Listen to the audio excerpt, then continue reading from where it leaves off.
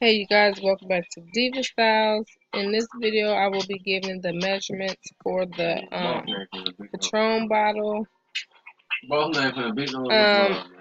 If you are on my Patreon page, then I will give this image right here so that you can just use this one directly.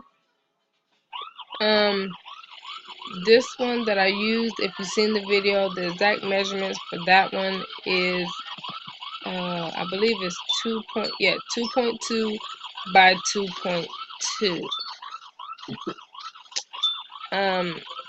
For just the regular square, it will be a little bit smaller.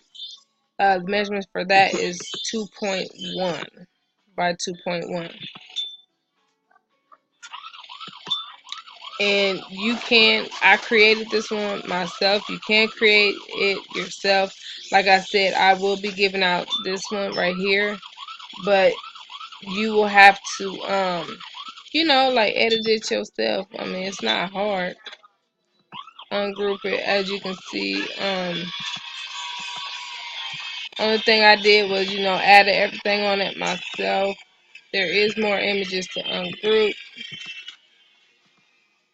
I'm trying to show you what it looks like. Okay, this is pretty much what it looks. This isn't the original. Let me change it also.